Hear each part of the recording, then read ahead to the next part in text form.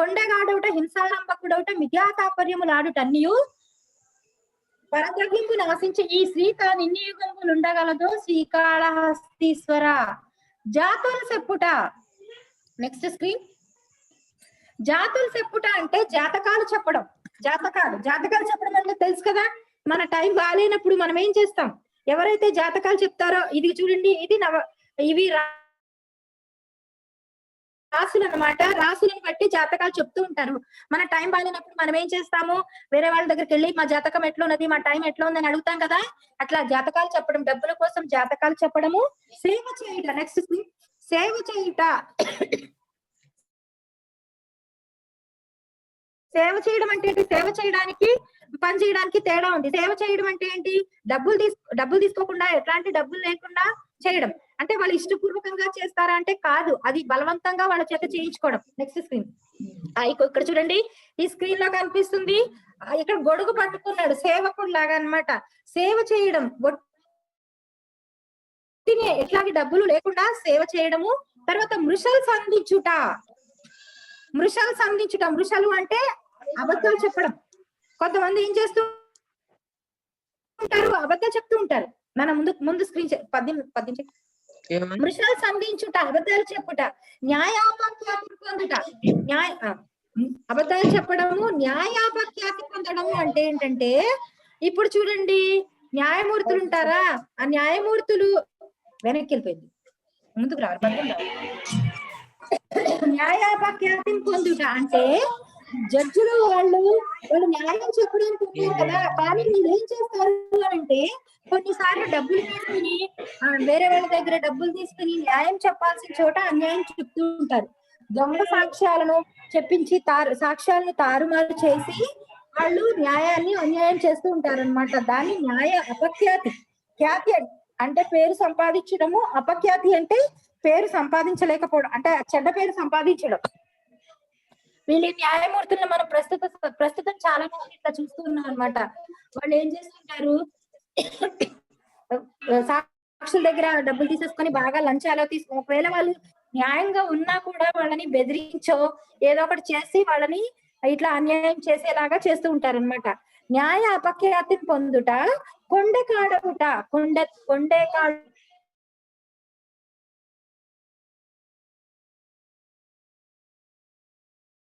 చెప్పడం. చూసావా, వీడిలా మన దగ్గరకు వచ్చేమో వేరే వాళ్ళ గురించి చెప్తారు, వేరే వాళ్ళ దగ్గర మన గురించి చెప్తారు.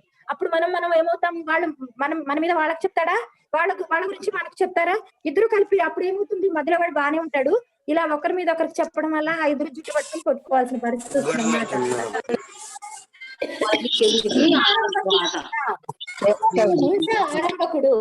హింస ఆరంభకుడు అంటే ఏంటి? హింస చేయడం. కొన్నిసార్లు అగ్గిపుల్ల పెట్టేసి పక్కకి తప్పేసుకుంటుంటారు కొంతమంది. హింస మొదలు పెట్టే వాళ్ళు ఒకళ్ళు ఉంటారు, తర్వాత కొట్టుకునే వాళ్ళు వేరే వాళ్ళు. ఆరంభకుడు అంటే మొదలు పెట్టేవాడు అనమాట. హింసారంభకుడవుట. మిథ్యా తాత్పర్యములాడుట. మిథ్య అంటే ఉన్నది లేనట్లు, లేనిది ఉన్నట్లు చెప్పడమే మిథ్య. తాత్పర్యములాట, మిథ్యా తాత్పర్యం అంటే ఉన్నది లేనట్లు, లేనిది ఉన్నట్లు చెప్పడం అనమాట. ఇవి అన్ని దేనికోసం చేస్తారట? పరద్రవ్యము నాశించి, పరద్రవ్యము అంటే ఇతరుల ధనాన్ని ఆశించి చేస్తారట. ఆ శ్రీ తానెన్ని యుగములు ఉండగలదో. పరద్రవ్యమును ఆశించినటువంటి, పరద్రవ్యమును ఆశించి సంపాదించేటటువంటి ఆ శ్రీ, ఆ సంపద తాను ఎన్ని యుగములు ఉండగలదో, తాను ఎంత కాలం ఉంటుందో కదా. మామూలుగా న్యాయంగా మనుషులే శాశ్వతం కాదు ఈ లోకంలో. 100 సంవత్సరాలు ఆయుష్ ఉన్న మనుషుడే 60 సంవత్సరాలకు చనిపోతారో, 50 సంవత్సరాలకు చనిపోతారో, 20 సంవత్సరాలకు చనిపోతారో ఎవరికి తెలియదు. అంటే మనిషే శాశ్వతం కాదు. అట్లాంటిది పరుల ధనాన్ని ఆశించి చెడ్డ పనులు చేసి సంపాదించేటటువంటి సంపద ఎంతకాలం ఉంటుందో ఎవరికి తెలియదు కదా. అందుకే ఈ పనులన్నీ తప్పు అని చెప్తున్నాడు అనమాట. ఓ శ్రీకాళహస్తీశ్వర, జాతులు చెప్పుట, జాతకాలు చెప్పడము, సేవ చేయుట, ఊరికే ఎదుటి వాళ్ళ చేత సేవ చేయించుకోవడము, మృషాలు సంధించుట, అబద్ధాలు చెప్పడము, న్యాయపఖ్యాతిని పొందుట, న్యాయం చేయాల్సిన చోట న్యాయం చెప్పకుండా, న్యాయం అంటే ఏంటి స్థిరంగా ఉండేది, దాన్ని మార్చి అన్యాయంగా చేయడము, కొండెకాడవుట, అబద్ధాలు చాడీలు చెప్పడము, హింసారంభకుడవుట, హింసని ప్రారంభం చేయడము, మిథ్యా తాత్పర్యములాడుట, ఒక ఉన్నదాన్ని లేనట్టుగా లేని దాన్ని ఉన్నట్లుగా చెప్పడము, ఇవన్నీ ఎందుకు చేస్తారట? పరద్రవ్యమును ఆశించి, ఇతరుల యొక్క ధనాన్ని ఆశించి, ఇట్లా పరద్రవ్యాన్ని ఆశించి సంపాదించే సంపద, ఆ సంపద ఎంత కాలం ఉంటుందో కదా అంటే ఎంతో కాలం ఉండదు. అన్యాయంగా మనం చెప్తూ ఉంటాం చూసావా, అన్యాయంగా సంపాదించిన సొమ్మురా అది ఎంతకాలం ఉంటుందో చూద్దాంలే మనం కూడా. ఏదో ఒక తెలుగులో ఒక సామెత ఉంది చూసారా, 100 గొడ్లను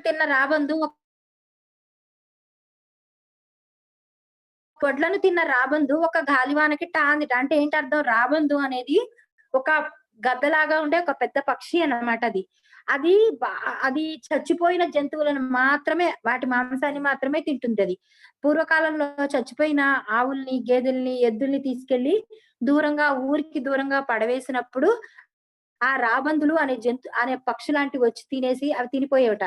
అట్లా ఒక్క రాబందు తన జీవిత కాలంలో 100 గొడ్లు అంటే ఏంటి, 100 పశువుల యొక్క మాంసాన్ని తినేటటువంటి కెపాసిటీ దానికి ఉంటుందట. అంత మాంసాన్ని తినటువంటి ఆ జంతువు ఒక్క పెద్ద గాలివాన వచ్చింది అని అంటే, ఆ గాలివానని భరించలేదుట. ఆ గాలివానకి చచ్చిపోతుందట అది. అట్లా సంపాదన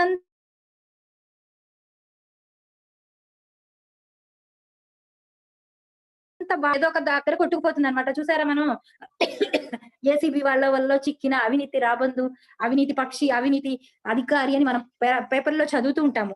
ఆ పేపర్లో చదివినప్పుడు ఎవరైతే అవినీతి అధికారి చిక్కుతాడో అతను, వాళ్ళ ఇంటి నిండా బంగారం ఉంటుంది. మీరు అబ్జర్వ్ చేసి ఉండొచ్చు. వాళ్ళు అవినీతి అధికారులు సిబిఐ అధికారులు ఏం చేస్తారు, వాళ్ళు మొత్తం ఒక పెద్ద టేబుల్ నిండా వాళ్ళ ఇంట్లో ఉన్న వెండి వస్తువులు, బంగారు వస్తువులు, అన్ని డబ్బులు పేర్చి ఫోటో తీసి పేపర్లో వేస్తూ ఉంటారు. అవన్నిటిని ఏం చేస్తుంది గవర్నమెంట్? మొత్తం అన్ని తీసేసుకుంటుంది గవర్నమెంట్. ఆఖరికి వాళ్ళు జైలుకి వెళ్తారు. ఆ సొమ్ము మొత్తం గవర్నమెంట్ తీసేసుకుంటుంది. సో అటు వాళ్ళు తినకుండా అయిపోతుంది, ఎవరు తినకుండా అయిపోతుంది. కాబట్టి అన్యాయంగా సంపాదించిన సొమ్ము ఏమవుతుంది, ఎవరికి కాకుండా పోతుంది. కాబట్టి ఇట్లాంటి సొమ్ము ఎక్కువ కాలం నిల్వ ఉండదు అని ఎప్పుడో 16వ శతాబ్దంలోనే శ్రీకాళహస్తీశ్వర శతకంలో దూర్జటి మనకి చెప్పడం జరిగిందనమాట. Next slide. ఎస్, వాళ్ళని రాబందులతో పోల్చారనమాట. అన్యాయంగా ఇట్లాంటి తప్పు పనులు చేసి సంపాదించే వాళ్ళని రాబందులతో పోల్చడం జరిగిందనమాట. నెక్స్ట్, ఇగో హింస ఆరంభకుడవుట. చూడండి, హింస, ఒకరినొకరు కొట్టుకోవడము, ఒకరి ఆస్తులను ఒకరు నాశనం చేసుకోవడం, ఇదంతా హింసనే కదా. ఇది మొదలు పెట్టడం కూడా తప్పేనట. నెక్స్ట్, చూడండి, శ్రీకాళహస్తీశ్వర స్వామి పరద్రవ్యము, ఇతరుల సంపదను ఆశించడం అంటే ఏంటి? మనకు కావాలని కోరుకోవడం. జాతులు చెప్పుట, జాతకాలను చెప్పడము, పరద్రవ్యాన్ని ఆశించి జాతకాలు చెప్పడము, జాతకాలు చెప్తే డబ్బులు ఇస్తారు కదా, దానికోసం. సేవ చేయుట, దాస్యం చేయడము. దాస్యము అంటే బానిసత్వము, కట్టు బానిసత్వం అంటారు. వాళ్ళకి రూపాయి ఇవ్వరు, ఏమి ఇవ్వరు, ఫ్రీ సర్వీస్ అన్నమాట. సేవ చేయుట, దాస్యం చేయడము. మృషల్ సంధించుట, అబద్ధాలు చెప్పడము. న్యాయ ప్లస్ అపఖ్యాతి, తప్పుడు తీర్పులు ఇస్తాడని చెడ్డ పేరు. కొంతమంది లాయర్లు చూడండి, దాసి, కొంతమంది లాయర్లు వీళ్ళ దగ్గరికి వెళ్తే వాళ్ళ తిమ్మిని పంపిణీ చేస్తాడరా వీడు, సాక్ష్యాన్ని తారుమారు చేసైనా సరే మనకి చేస్తాడు అని ఉంటుంది చూసారా, మనం సినిమాల్లో చూస్తూ ఉంటాం. అట్లా న్యాయ అపఖ్యాతి, తప్పుడు తీర్పులు ఇస్తాడనే చెడ్డ పేరు పొందడము. కొండెకాడు అవుట, చాడీలు చెప్పడం. చాడీలు అంటే ఒకరి మీద ఒకరికి చెప్పడం అనమాట. నెక్స్ట్, చాడీలు అంటే ఒకరి మీద ఒకరు చెప్పడం. హింస ప్లస్ ఆరంభికుడు ప్లస్ అవుట, హింస చెలరేగడానికి కారకుడు కావడము. హింస అంటే ఏంటి? ఒకరినొకరు కొట్టుకోవడం, ఒకరి ఆస్తులు ఒకరు నాశనం చేసుకోవడం, దానికి కారకుడు అవడం. మిథ్యా తాత్పర్యములు, లేనివి ఉన్నట్లు కల్పించి ఆడుట, చెప్పడం. లేనివి ఉన్నట్లు చెప్పడం, ఒక మాట లేదు, జరగలేదు, కానీ అదేదో జరిగింది అని చెప్పడం. అన్నియున్ పై పన్నులన్నింటి ద్వారా అలా సంపాదించినటువంటి శ్రీ సంపద ఎన్ని యుగంబులు, ఎంత కాలం ఉంటుందో, ఎంతో కాలం ఉండదు. అట్లా చెడ్డ పనులు చేయడం ద్వారా సంపాదించినటువంటి సంపద ఎంతో కాలం ఉండదు కదా. నెక్స్ట్,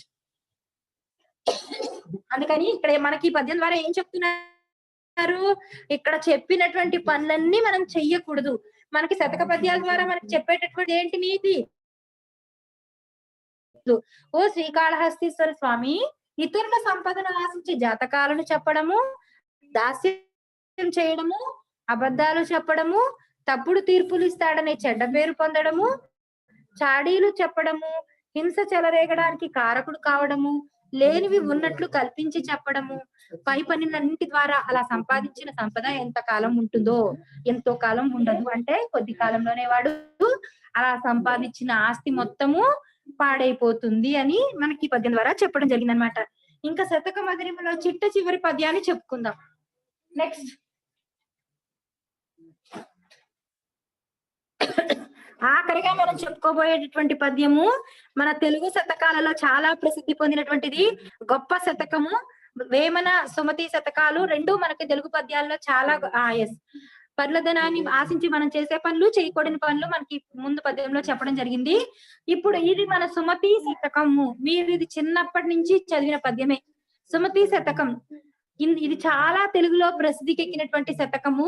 ఇందులో ఈ శతకం ద్వారా మనకి ఏదో ఒక ప్రతి శతక పద్యం ద్వారా మనకు ఒక నీతిని చెప్పడం జరిగింది. ఈ సుమతి శతకాన్ని రాసిన కవి బద్దెన. ఈయనకి భద్రభూపాలుడు, ఈయన ఒక రాజు అనమాట. ఈయన భద్రభూపాలుడు అనేటటువంటి రాజు, ఈయన బద్దెన అని ప్రఖ్యాతి పొందాడు. సుమతి అంటే మంచి బుద్ధి కలవాడా, సు అంటే మంచి, మతి అంటే బుద్ధి కలవాడా. సుమతి అన్న మకుటంతో ఉన్న పద్యము సుమతి శతకంలోనిది. కవి బద్దెన. వీరు 13వ శతాబ్దానికి చెందినవారు. ఈయన 13. సుమతి శతకం రచనా విధానం లలితంగా ఉంటుంది. చక్కగా, లలితంగా అంటే అందంగా ఉంటుంది అన్నమాట. లలితమైన శబ్దాలతో హృదయంగమమైన శైలిలో సరళంగా సాగుతుంది. చక్కగా మంచి మంచి పదాలను ఏరుకొని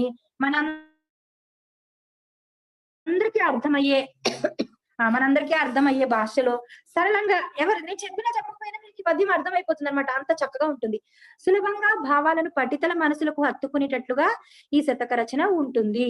సులభంగా భావాలను చక్కగా ఈజీగా ఏదైతే చెప్పదలుచుకున్నాడో అది పెద్ద పద్యం కాకుండా చిన్న పద్య రూపంలో పఠితల ఎవరైతే చదువుతున్నారో వాళ్ళ మనసుకి అర్థమయ్యేటట్లుగా ఉంటుందన్నమాట. తర్వాత కంద పద్యాల్లో శతకాలు రాసిన వారికి బద్దెన రాస్తే బద్దెన కంద పద్యాలు రాశాడనమాట. కంద పద్యం మనకు తెలుసు, కంద పద్య లక్షణాలన్నీ మనకు తెలుసు కదా. ఈ బద్దెన తర్వాత కాలంలో కంద పద్యాలు రాసిన వాళ్ళకి ఆదర్శంగా నిలిచాడు. నాటి సమకాలీన ప్రజల జీవిత విధానాన్ని, వారి మనస్తత్వాన్ని బద్దెన బోధించిన నీతులు అద్దాలలాగా ప్రతిఫలిస్తున్నాయి. అద్దంలో మనం చూసుకుంటే మనం రూపం ఎట్లా కనిపిస్తుందో అట్లా ఇక్కడ ప్రజల జీవిత విధానమే ఈయన పద్య రూపంలో చెప్పడం జరిగిందనమాట. వేరేది ఎక్కడి నుంచో తీసుకొచ్చి పెట్టాలా ఈయన మన నిత్య జీవితంలో జరిగే వాస్తవిక అంశాలని ఈయన పద్య రూపంలో రాయడం జరిగిందన్నమాట. నెక్స్ట్, ఇక్కడ చూడండి, చాలా సులభమైన అర్థమైన పదాలలో రాయడం జరిగింది. వరదైన చేను దున్నకు కరవైనను బంధుజనుల ఏగకుమి, పరులకు మర్మము చెప్పకు పిరికికి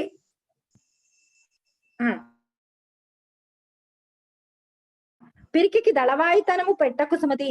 వరదైన చేను దున్నకు కరవైనను బంధుజనుల కడగేకకుమి, పరులకు మర్మము చెప్పకు, పిరికికి దళవాయితనము పెట్టకు సుమతి. వరదైన చేను దున్నకు, ఎందుకు వరద ఒకసారి వరద వచ్చింది అనుకోండి, ఆ వరద వచ్చిన చేనుని దున్నకూడదట. ఎందుకని దున్నకూడదు అంటే, వరద వచ్చింది అనుకోండి, వరద అంటే ఏంటి, బాగా నీటి ప్రవాహము ఉధృతంగా రావడం. అట్లా వచ్చినప్పుడు ఏమవుతుంది, వరద బాగా ఉధృతంగా వచ్చినప్పుడు భూమి పైన ఉండేటటువంటి ఆ పొర, సారవంతమైనటువంటి ఆ పైన ఉండే పొర కాస్త కొట్టుకుపోతుంది. నీళ్లు బాగా ఫోర్స్ గా పోసినప్పుడు చూడండి మట్టి కిందికి కొట్టుకుపోతుంది పల్లంగా ఉండే ప్రదేశానికి. అట్లానే వరద వచ్చినప్పుడు ఏమవుతుంది, ఆ పొలంలో ఉండేటటువంటి సారవంతమైన ఆ నేల, ఆ భూమి అంతా కూడా కొట్టుకుపోతుంది. ఆ కొట్టుకుపోయిన తర్వాత మిగిలిన ఏంటి, వృధా అయిన భూమి, వ్యర్థమైన భూమి. కాబట్టి ఆ వరద వచ్చిన తర్వాత ఆ భూమిని దున్నినా ఎటువంటి ప్రయోజనం ఉండదు కాబట్టి వరదైన చేను దున్నకు, వరదొచ్చిన తర్వాత ఆ చేను దున్నకు, కరవైనను బంధుజనులకే కడకేకుమి. కరువు వచ్చినా సరే, కరువు అంటే ఏంటి? వర్షాలు పడక పంటలు పండకపోవడాన్నే కరువు అంటామన్నమాట. కరువు వచ్చినా బంధుజనుల కడగేకకుమి. బంధువుల దగ్గరికి వెళ్ళకూడదుట. ఎందుకని? ఆ కాసేపు వాళ్ళు బంధువులు చాలా ప్రేమగా చూస్తారు కానీ తర్వాత మనల్ని రకరకాల సూటిపోటి మాటలతో వేధిస్తూ ఉంటారా? అప్పుడు మా ఇంటికొచ్చి తిన్నారు కదా మీరు, అప్పుడు మా ఇంటికొచ్చారు కదా మీరు, అప్పుడు మేమే సాయం చేశాంలే. మీకు మీ ఇంట్లో కరువొచ్చిందప్పుడు కదా! మీ ప్రాంతంలో కరువొచ్చినప్పుడు మా ఇంటికొచ్చి తిన్నారు. మేమే సాయం చేశామని ఇట్లా రకరకాలుగా సూటిపోటి మాటలతో బంధువులు వేధిస్తూ ఉంటారనమాట. అందుకే డబ్బులు పోయినప్పుడు తెలుగులో ఒక సామెతుంది. ఆ! ఆ! మనకేదైనా కష్టం వచ్చినప్పుడు మన సొంత చెల్లెలింటికి కూడా వెళ్ళకూడదట. ఇది ఒక తెలుగులో ఒక నానుడి అన్నమాట. మనకి కష్టం వచ్చిందనుకోండి, మన సొంత చెల్లెలు, మన తోడబుట్టిన సొంత చెల్లెలింటికి కూడా వెళ్ళకూడదట. ఎందుకని? ఒకవేళ వెళ్ళామనుకోండి, ఇంకా జీవితాంతము వాళ్ళు అదే మాటలతో మా ఇంటికొచ్చావు నువ్వు. లేదు అంటే గనుక వాళ్ళింట్లో ఉన్నప్పుడే మనల్ని మా మీద మా మా దగ్గర తినడానికొచ్చారు కాబట్టి వీళ్ళ చేత రకరకాల పనులు చేయించుకుందామనో, లేదా రకరకాల మాటలతో వాళ్ళని వేధిస్తూ ఉంటారు కాబట్టి, కరువొచ్చిన సమయంలో కూడా బంధువుల దగ్గరకు వెళ్ళకూడదనమాట. అందుకే తెలుగులో ఒక సామెతను చూసారా? చుట్టాలకి దూరంగా ఉండాలి, చెరువుకి దగ్గరగా ఉండాలి. ఈ పద్యంలో నుంచే పుట్టుకొచ్చింది ఈ వాక్యం. చుట్టాలకి దూరంగా ఉండాలట, చెరువుకి దగ్గరగా ఉండాలి. ఎందుకు చెరువుకి దగ్గరగా ఉండాలి? చెరువుకి దగ్గరగా ఉన్నామనుకోండి, చక్కగా ఆ చెరువు నీటితో రకరకాల పంటలు పండించుకోవచ్చు. అన్ని అవసరాలు తీర్చుకోవచ్చు. వ్యవసాయం చేసుకోవచ్చు. చుట్టాలకి దూరంగా ఉన్నామనుకోండి, మనకి మనకి మన గౌరవం మనకుంటుందనమాట. మనకి బెల్లం బెల్లం చుట్టూ చీమలు చేరుతాయి అనేది ఒక తెలుగులో ఒక సామెత. మన దగ్గర డబ్బులున్నప్పుడు మనకి చుట్టాలుంటారు. మన దగ్గర డబ్బులు లేవనుకోండి మనల్ని ఎవరు పట్టించుకోరనమాట. సో, అందుకని మనం చుట్టాలమైనా కూడా తల తిప్పి వెళ్ళిపోతూ ఉంటారు. కాబట్టి కరువొచ్చినప్పుడు, కష్టకాలం వచ్చినప్పుడు బంధుజనుల దగ్గరకు వెళ్ళకూడదు. పరులకు మర్మము చెప్పకు. ఇతరులకు మర్మము అంటే రహస్యం. ఇతరులకు ఏ రహస్యం చెప్పకూడదట. ఎందుకని రహస్యం చెప్పకూడదు? ఒకవేళ ఇతరులు మనకు శత్రువులై ఉండొచ్చు కదా! మన రహస్యాలన్నీ తెలుసుకొని మనకు అపకారం చెయ్యొచ్చు కదా! కాబట్టి తెలియని వాళ్ళకి, ఇతరులకి మనం ఎప్పుడూ రహస్యాలు వాళ్ళతో చెప్పకూడదు. ఇంటి గుట్టు లంకకు చేటు. తెలుగులో సామెత తెలుసు కదా మీకు? ఈ విభీషణుడు ఇంటి గుట్టు లంకకు చేటు. విభీషణుడు రావణాసురుడు సొంత తమ్ముడన్నమాట. అయితే రావణాసురుడు చేసే చెడ్డ పనులు నచ్చక రాముడి దగ్గరకొచ్చాడు. రాముడి దగ్గరకొచ్చి రాముడి పక్షాన చేరాడు. నిజంగా రామాయణం గురించి చెప్పినప్పుడు ఒక మాట చెప్తారు. ఏంటంటేట, విభీషణుడు కనుక రాముడి దగ్గరకు వచ్చి లంకలో ఉండే రహస్యాలన్నీ కనుక రాముడికి చెప్పకపోతే, అసలు రాముడు వెళ్లి రావణాసురుడితో యుద్ధం చేసి గెలవలేకపోయేవాడట. రావణాసురుడిని రాముడి కంటే కూడా గొప్ప శక్తివంతుడట రావణాసురుడు. అంత శక్తివంతుడు రహస్యాలు రాముడికి ఎట్లా తెలిసాయి అనంటే, విభీషణుడు వచ్చి ఆ లంకలో ఇంటి గుట్టు లంకకు చేటు అని తెలుగులో లంకా నగరానికి చేటు తీసుకొచ్చిందిట. మొత్తం అంతా ఆ రహస్యాన్నంతా ఆ లంకలో ఉండే ఏ పక్కన ఏమున్నాయి, ఎటువైపు నుంచి వెళ్తే లంక మీద దాడి చేయొచ్చు. ఇట్లాంటివన్నీ మరి విభీషణుడు లంకలో పుట్టి పెరిగాడు కదా! ఆ లంకలో పుట్టి పెరిగినంత వల్ల ఆ రహస్యాలన్నీ చెప్పడం వల్లనే రాముడు వెళ్లి రావణాసురుడిని చంపడం జరిగిందనమాట. లేకపోతే చంపలేకపోయాడట. అందుకే పరులకు మర్మము చెప్పకు. ఇతరులకు ఎప్పుడూ రహస్యాలు చెప్పకూడదు. పిరికికి దళవాయితనము పెట్టకు సుమతి. పిరికివాడికి దళవాయితనము. దళము అంటే సైన్యం. దళవాయితనము అంటే సైన్యాధికారి పదవి ఇవ్వకూడదట. ఎందుకని? వాడసలే ముందు పిరికివాడు. వాడికి సైన్యాధికారి పదవి అప్పచెప్పామనుకో వాడేం చేస్తాడు? సైన్యాన్ని నడిపించడం మానేసి వాడు వెళ్ళిపోతాడు వెనక్కి. సో, అప్పుడు మనం ఏమవుతాము? వెనక ఓడిపోతామనమాట. ఒక చిన్న కథ చెప్తాను చూడండి. నెపోలియన్ అనే అతని పేరు వినుంటారు. ఫ్రాన్స్ దేశంలో గొప్ప చక్రవర్తి. అయితే ఆయన ఒకసారి దండయాత్రకు వెళ్ళాడట. దండయాత్రకు వెళ్ళినప్పుడు ఒక నది లాంటిది వచ్చిందట. నది లాంటి దాని యువతల సైన్యం ఉండిపోయిందట. కొంతమంది అవతల సైన్యం పోరాడుతున్నారట. అయితే శత్రువులు ఏం చేశారట, ఆ నదిలో నూనె లాంటిది వేసి నిప్పంటించారట మంటలాగా. దాని చుట్టుపక్కలంతా. అంటిస్తే అప్పుడు ఈ యువతల పక్కనున్న వాళ్ళంతా చాలా భయపడుతున్నారట అది దాటి వెళ్ళడం కోసం. అది భయపడుతూ ఉంటే అప్పుడు నెపోలియన్ ఏం చేశాడట, ఒక్కసారి తన గుర్రంతో అవతల వైపుకు దూకేశాడట.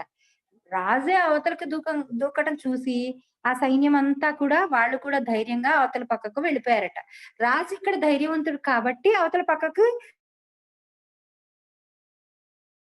పిరికివాడు అయ్యాడు అనుకోండి, ఇంకా మిగిలిన వాళ్ళు అతన్ని ఏమి అనుసరిస్తారు? సో వాళ్ళు కూడా అలాగే ఉంటారు కాబట్టి పిరికికి దళవాయితనము పెట్టక సుమతి. ఇక్కడ 4 నీతులు చెప్పాడు మనకి. వరదైన చేను దున్నకు, ఎందుకంటే సారవంతం లేని పొలం దున్నినా ప్రయోజనం లేదు. కరవైనను బంధుజనుల కడకేకమి, కరువు వచ్చినా సరే తినడానికి లేకపోయినా సరే బంధువుల దగ్గరకు వెళ్ళకు, అలా వెళ్తే వాళ్ళు మనల్ని చులకనగా చూస్తారు. పరులకు మర్మము చెప్పకు, పరులకు ఇతరుల కొత్త వాళ్ళకి ఎప్పుడు మన ఇంటి రహస్యాలు చెప్పకూడదు. పిరికికి దళవాయితనము పెట్టక సుమతి, పిరికి వానికి ఎప్పుడు సైన్యాధిపతి పదవి ఇవ్వకూడదు. ఈ 4 మనకి ఈ సుమతి శతక పద్యంలో మనకి చెప్పినటువంటి నీతులు అన్నమాట. Next slide.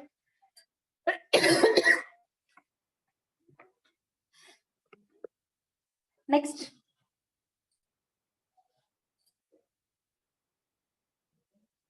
ఏంటి నెక్స్ట్ స్లైడ్. ఇక్కడ చూడండి, వరద వచ్చిన పొలం ఎలా ఉంటుందట. ఇగో వరద అంటే ఏంటి, మొత్తం నీళ్లు నిండి ఉంటాయి అన్నమాట. ఇట్లా వరద వస్తే ఇంకా పంట ఏం పండిస్తారు, నీళ్ళతో కొట్టుకుపోతుంది సారం. Next slide. ఇది కరువు. ఇలా కరువు వచ్చినప్పుడు వర్షాలు పడకపోతే ఇట్లా నేల ఎండిపోతుంది అన్నమాట, బీటలు వారిపోతుంది. అప్పుడు మనకు పంటలు అనేవి పండవన్నమాట. దీన్ని కరువు అంటారు. నెక్స్ట్. పరుల దగ్గర మన నోరు చాలా కంట్రోల్లో పెట్టుకోవాలన్నమాట. వేరే వాళ్ళందరూ వాటర్ ప్రాబ్లం. పరులు వేరే వాళ్ళ దగ్గర మన నోటికి ఒక ప్లాస్టర్ వేసుకోవాలన్నమాట. ఇక్కడ చూడండి ప్లాస్టర్ వేసుకోకపోతే మన కొంతమంది ఎవరి దగ్గర ఏదైనా మాట్లాడిస్తూ ఉంటారు. అట్లా మాట్లాడకుండా ఉండాలి అని అంటే ఇట్లా మనం చాలా కంట్రోల్లో ఉండాలన్నమాట. నెక్స్ట్. పిరికికి దళవాయితనం. ఇక్కడ పిరికి వాడికి సైన్యాధిపతి పదవి ఇచ్చామనుకో, వాడు ఏం చేయకుండా వెనక్కి తిరిగి వెళ్ళిపోతాడు. నెక్స్ట్.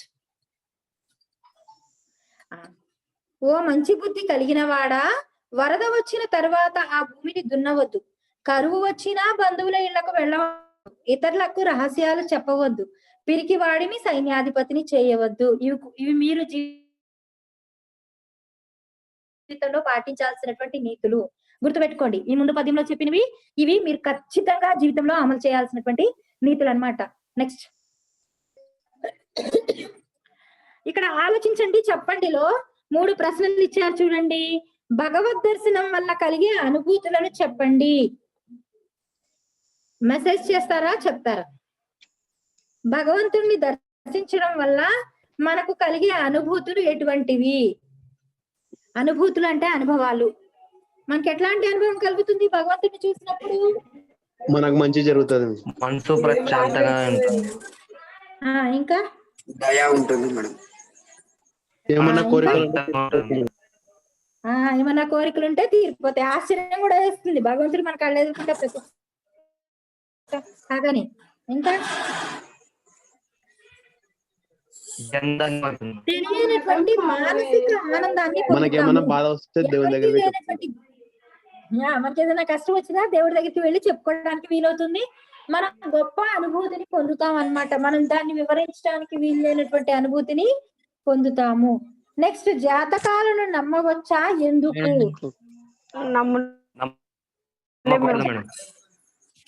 ఎందుకని? కొందరు అబద్ధాలు చెప్తుంటారు, కొందరు నిజాలు చెప్తారు మేడం. మన జాతకం అనేది మనకి పుట్టుకతో భగవంతుడు ఎప్పుడో రాసి పెట్టి ఉంటాడు.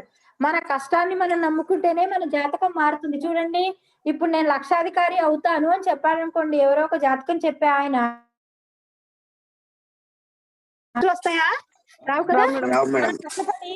మనం ఏదైనా పని చేసి డబ్బులు దాచుకుంటే మనం లక్షాధికారి అవుతాం, కానీ మన కాళ్ళ మీద కాలేసుకుని కూర్చుంటే కాలేం కదా. అందుకని జాతకాన్ని నమ్మడం కంటే మన శక్తిని మనం నమ్ముకోవడం అనేది మంచిది. ఇంటి గుట్టు ఎవరికి ఎందుకు చెప్పకూడదు? ప్రమాదకరం. ఇతరుల పట్ల నవ్వుల పాలవుతాం. తర్వాత ఇతరుల పట్ల నవ్వుల పాలవుతాం మేడం. నవ్వుల పాలవడంతో పాటుగా ఇతరుల పట్ల నవ్వుల పాలవుతాం.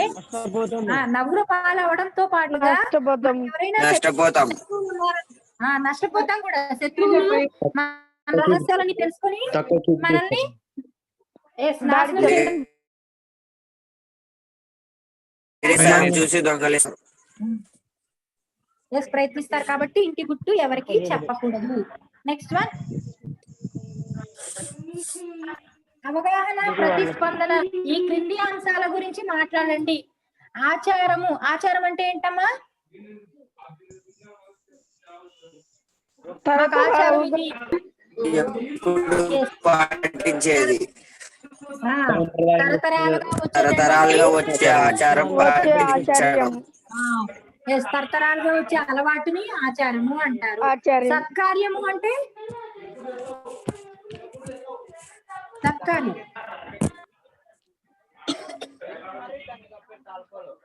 సత్కార్యము అంటే మంచి పని. న్యాయము అంటే ఎవరికైనా సాయం కాదు. న్యాయం అంటే న్యాయము నిజం. నిజాయితీ మాట్లాడడం. ఎవరికైనా న్యాయము నిజం అంటే న్యాయం సమానంగా అంటే సమానంగా. మార్పు చెందకుండా ఉండేది న్యాయము. అది ఎవరినైనా ఒకటే ఉంటుందన్నమాట. మన ఒకరికొక న్యాయము, ఒకరికొక న్యాయం ఉండదు. అది ఎప్పుడు స్థిరంగా ఉండేటటువంటిది న్యాయము. తర్వాత దాస్యము. దాస్యం అంటే ఏంటో చెప్తున్నాం ఇందాక. ఏంటి దాస్యం అంటే? సేవ చేయడం. దాస్యము అంటే డబ్బులు తీసుకోకుండా సేవ చేయడాన్ని దాస్యము అంటారు. ఎవరికైనా సహాయం చేయడం. సహాయం చేయడం దాస్యం అనరు. సహాయం చేయడం దాస్యం కాదు. ఎవరైనా సరే ఫ్రీగా వాళ్ళ చేత డబ్బులు లేకుండా పని చేయించుకోవడాన్ని దాస్యము అంటారు అన్నమాట. అమ్మా, డొనేషన్. డొనేషన్ కాదు. డొనేషన్ కూడా కాదరా. డొనేషన్ కాదు నాయన. దాస్యము అంటే కొంతమంది బానిసతనంగా పని చేయించుకుంటుంటారు చూడండి, వాళ్ళు దాస్యం. Okay madam. బ్రిటిష్ వారు మనని బ్రిటిష్ వాళ్ళు మన చేత చేయించుకున్నది దాస్యమే కదా. బ్రిటిష్ వాళ్ళు తర్వాత బానిసత్వం కూడా. బానిసత్వం. పాఠంలోని పద్యాల ఆధారంగా కింది వాక్యాలకు తగిన పద్యపాదం గుర్తించండి. అనామకమే నశించడం. ఇదే పద్యం. నీరము తప్తలోహములు. నీరము తప్తలోహమున. అందరి దగ్గర టెక్స్ట్ బుక్స్ ఉన్నాయి, ఇప్పుడు చెప్పొచ్చు. సముద్రాన్ని తీయగా మార్చడం. ఏం పద్యం ఇది? కరిరాజన్ విషతంతు. కరిరాజన్ విసతంతు సంతతులచే. సముద్రంలో కాకిరెట్ట. స్థిరతర ధర్మవర్తన. వెరీ గుడ్, వెరీ గుడ్ నాన్న. స్థిరతర ధర్మవర్తనుడు. స్థిరంగా ధర్మబుద్ధి కలిగినటువంటి వాడిని ఒక చెడ్డవాడు ఎన్ని నీచమైన మాటలన్నా అతనికి ఎలాంటిది నష్టం జరగదు. అది ఎలా అంటే సముద్రంలో కాకి రెట్ట వేయడం మాదిరిగా ఉంటుంది అనమాట. Next screen. ఇది మీకు వర్క్ షీట్ లో ఇచ్చాను కాబట్టి దీని గురించి డిస్కషన్ చెయ్యను నాన్న. 10 minutes లో మన మీటింగ్ అయిపోతుంది. ఇది మీకు వర్క్ షీట్ లో ఇచ్చాను కాబట్టి ఇది మీరు ఓన్ గా చేయండి. నెక్స్ట్ మేడం పీడిఎఫ్ వ్యక్తీకరణ. అమ్మా, ఈసారి వర్క్ షీట్ రాసేదే ఇచ్చాను, పంపుతారా? మల్టిపుల్ చాయిస్ ఇవ్వలే.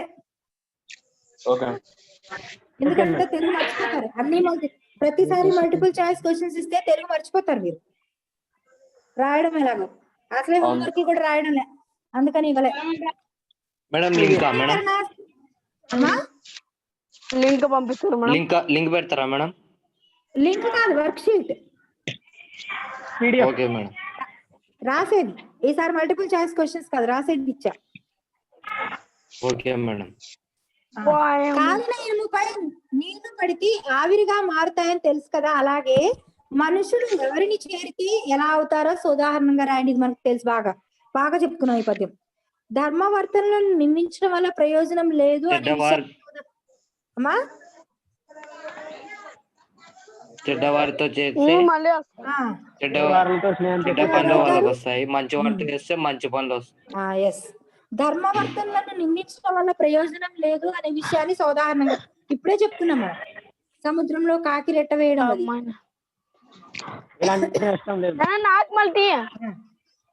కరిరాజున్ అనే పద్య భావాన్ని మీ సొంత మాటల్లో రాయండి. తెలిసిందే, బాగా తెలుసు మనకి. తర్వాత సజ్జన లక్షణాలు పేర్కొనండి. నిన్న వర్క్ షీట్ లో ఇదే క్వశ్చన్ ఇచ్చారు, మీరు అందరూ చాలా బాగా రాశారు. నైతిక విలువలు అంటే ఏమిటి? మీరు గమనించిన విలువలను పేర్కొనండి. నైతిక విలువలు అంటే ఏంటి? నాన్న టీ. నైతిక విలువలు అంటే నీతులు. ఆ విలువలు మన జీవితంలో అన్వయించుకోవాల్సినవి. ఈ శతక పద్యాల్లో మనకి చాలా నీతులు చెప్పారు. మీరు వీటిని ఓన్ గా ప్రిపేర్ చేసుకోండి, మీరు ఏమేమి నీతులు పాటించాలి అనేది. తల్లిదండ్రులను Next one. గౌరవించడం. నెక్స్ట్ కింది ప్రశ్నలకు ముందు వెళ్ళిపోయేవే. నెక్స్ట్ స్క్రీన్ కాదు, నెక్స్ట్ అన్నా నేను. ముందురా. కింది ప్రశ్నలకు సృజనాత్మకంగా ప్రశంసిస్తూ రాయండి. ఇది మీకు హోంవర్క్ ఇచ్చా. పేదలకు దానం చేయడం వల్ల మనం పొందే మేలుని గురించి తెలియచేస్తూ మిత్రులకు లేఖ రాయండి. ఎట్లా రాస్తారో రాయండి మీరు బ్రహ్మాండంగా. వాడికి తెలియకుండానే మన దగ్గరకు లక్ష్మి వచ్చి చేరుతుంది. ఎలా రాస్తారో చూస్తానుగా. పాఠశాలలో జరిగే భాషోత్సవాన్ని తిలకించడానికి ప్రముఖ శతక కవులు వచ్చారు. వారి ద్వారా శతక కవుల గురించి, వారి రచనల గురించి తెలుసుకోవడానికి పిల్లలు ఇంటర్వ్యూ చేయాలనుకున్నారు. మీరైతే ఏమని ఇంటర్వ్యూ చేస్తారు? ఇంటర్వ్యూకు అవసరమైన ప్రశ్నావళిని రూపొందించండి. ఇది మన క్లాస్ లోకి వచ్చాక చేద్దాం. ఇది మొదటిది మాత్రం మీకు హోంవర్క్ ఇచ్చారు. నెక్స్ట్ శతక మధురిమ వర్క్ షీట్. కింది పద్యాన్ని చదవండి, ప్రశ్నలకు జవాబులు రాయండి. పద్యం ఇచ్చాను, క్వశ్చన్స్ ఇచ్చాను. నెక్స్ట్ స్క్రీన్ రాయండి. ఎలా రాస్తారో చూస్తా. కీర్తి ఎలా వస్తుంది, సూక్తి ఎందుకు? రాయండి, ఎలా రాస్తారు. మూర్ఖుల స్వభావం ఎలాంటిది? ఏ పద్యంలో ఉందో వెతుక్కొని రాయండి. జాతకాలను నమ్మవచ్చా? ఎందుకు? ఇంటి గుట్టు ఎవరికి ఎందుకు చెప్పకూడదు? మీ ఓన్ వర్డ్స్ లో రాయొచ్చు. ఇప్పుడే చెప్పుకున్నాం కదా మనం ఇవన్నీ. ఇంటి గుట్టు ఎవరికి ఎందుకు చెప్పకూడదు? లాస్ట్ వన్, పేదలకు దానం చేయడం వల్ల మనం పొందే మేలును గురించి తెలియచేస్తూ మిత్రులకు లేఖ రాయండి. ఓకే, రాసి పెట్టండి. మీరు మళ్ళీ రేపు పొద్దునకైతే పోస్ట్ పోన్ చేసేస్తున్నారు. ఇది ఎంతో సేపు పట్టదు, ఒక 10 minutes కూడా పట్టదు. కాబట్టి ఇప్పుడు ఇంకా చాలా 7 కదా, మీరు అందరూ పడుకోరు. అప్పుడే కంప్లీట్ చేసి పెట్టండి హోంవర్క్. ఓకేనా? Okay madam. అందరికి అర్థమైందా శతక మధురిమ పాఠం? Okay madam. అర్థమైంది మేడం. ఎవరికైనా ప్రతిసారి చెప్పే మేడం, మాటనే PDF ఎవరికైనా పెట్టండి అర్థం పెడతాను. వీడియో ఇప్పుడు పెడతాను. ఎవరికైనా అర్థం కాకపోతే నాకు మెసేజ్ పెట్టండి. నేను ఫోన్ చేసినా సరే నేను క్లియర్ చేస్తాను. అర్థం కాకపోతే మాత్రం యూట్యూబ్ లో పెడతానన్న. యూట్యూబ్ లో ఇప్పుడు రికార్డ్ చేసింది అది ముందు కూడా, ముందు అన్ని శతక మధురిమ అన్ని ఉన్నాయి నాన్న. ముందు పద్యాలు అన్ని ఉన్నాయి. ఇప్పుడు కూడా పెడతాను. మీకు ఎవరికైనా డౌట్ ఉంటే అడగండి, సరేనా? Okay madam. అయిపోయిందన్న, టైం అయిపోయింది. మీటింగ్ ఎండ్ చేసుకుందామా? Okay madam. Okay madam. Good night madam. Good night madam. Good night. 7 participant అదే చూస్తున్నాను నేను కూడా. మరి 10th క్లాస్ వాళ్ళు ఏందో 7